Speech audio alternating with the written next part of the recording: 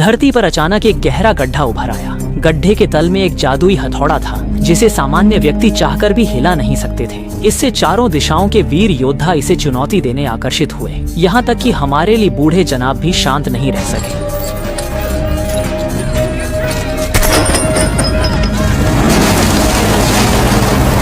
लेकिन कार की पूरी कोशिश के बावजूद इसे उखाड़ा नहीं जा सका और यहाँ जो अनोखी घटना हुई उसने शीघ्र ही शील्ड एजेंसी का ध्यान आकर्षित किया। इस समय थॉर को अस्पताल ले जाया जा चुका था जब डॉक्टर उसकी जांच करने वाले थे। तुमने बेटे पर हमला करने की हिम्मत कैसे की? कहते ही थॉर वापसी की यात्रा करने लगा।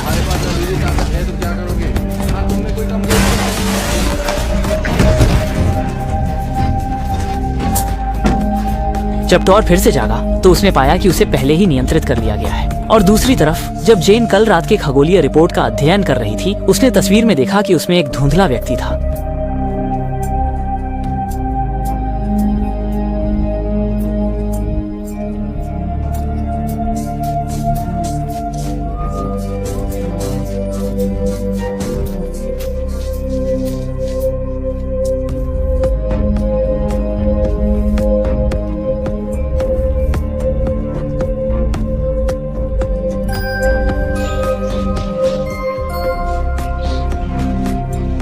हमारे पास घोड़े नहीं हैं, केवल कुत्ते, बिल्लियां, पक्षी। फिर मुझे उनमें से एक दो जो सवारी के लिए पर्याप्त। अंत में यह निर्णय लिया गया कि उसे वहां भेजा जाएगा और इस समय यहाँ पर शील्ड द्वारा घेराबंदी की गई है। बाहरी लोग बिल्कुल भी अंदर नहीं जा सकते। उन्होंने पहले ही थॉर के हथौड़े का अध्ययन शुरू कर दिया है। थॉर तुरंत घुसपैठ करने की तैयारी करता है। बिजली की गूंज के साथ थॉर का हथौड़ा बड़ी मात्रा में विद्युत चुंबकीय तरंगें छोड़ता है। थॉर भी हथौड़े की स्थिति को महसूस करता है। वह तेजी से उसकी ओर दौड़ता है। रास्ते में आने वाले सभी गार्डों का सामना करते हुए थॉर आसानी से उनको सबको बिछा देता है। जब वह मुस्कुरा रहा था तभी उसने पाया कि वह अबली शेंजी छुई उठा नहीं सकता। ओडिन ने उसकी दिव्यता छीन ली है। इस सबके सामने थॉर ने तुरंत अपनी शक्ति खो दी और जल्द ही उसे शील्ड द्वारा पकड़ लिया गया। वहीं असगार्ड में लोकी पिछली बार उस पर पड़ी ठंड की शक्ति को याद कर रहा था।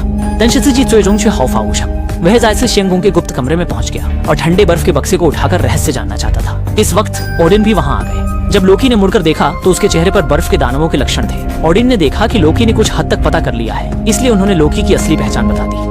असल में जब दो जातियों के बीच युद्ध हुआ था, उन्होंने एक विशालकाय जाति द्वारा छोड़े गए बच्चे को उठाया था। ओडिन उसे अपने साथ देवताओं की जाति में ले आए और बाद में पता चला कि वह विशालकाय राजा लोफे का बेटा है। ओडिन चाहते थे कि लोकी दो जातियों के बीच शांति का पुल बने, लेकिन अंत में उन्होंने लोकी को अपना सगा बेटा मान लिया। जैसे ही लोकी गरजने लगा, ओडिन अचानक जमीन पर गिर पड़े और लोकी ने तुरंत पहरेदारों को बुलाया। असल में ओडिन की नींद शुरू हो चुकी थी। इस समय एसगार्ड के योद्धा ओडिन से मिलने आए। वे थॉर के निर्वासन को रद्द करने की अपील करना चाहते थे, लेकिन उनके आश्चर्य की बात यह थी कि सिंहासन पर लोकी बैठा था। उसने सबकी राय को खारिज कर दिया और फिर अकेला धरती पर आया। उसने बताया और स्टोल, क्योंकि ओडिन ने उसे निष्कासित किया और युद्ध की धमकी दी। पिता पहले ही मर चुके हैं और दानव जाति ने युद्ध रोकने की शर्त यही रखी थी कि उसे हमेशा के लिए निर्वासित कर दिया जाए। फिर लोकी यहाँ से चला गया और वह उस जगह पहुंचा जहाँ थॉर का हथौड़ा था, लेकिन पाया कि वह इसे भी नहीं उठा सकता। वहीं थॉर ने शील्ड के पूछताछ के दौरान कोई उपयोगी जानकारी नहीं दी। एरिक डॉक्टर की गारंटी पर शील्ड ने आखिरकार उसे रिहा कर दिया। उसके बाद दिनों में थोर और जेन के बीच एक दूसरे के प्रति अच्छी भावना उत्पन्न हुई और अंततः वे एक साथ आ गए। जबकि असगार्ड में वापस आए लोकी वह अकेले ही जोतुनहेम पहुंचे। असल में पहले वह देवताओं के बीच आए हुए दानव थे। यह सब लोकी की चाल है। अब उसके पास एक और अधिक साहसी योजना है, जो है दानवों की मदद से ओडिन को मारना।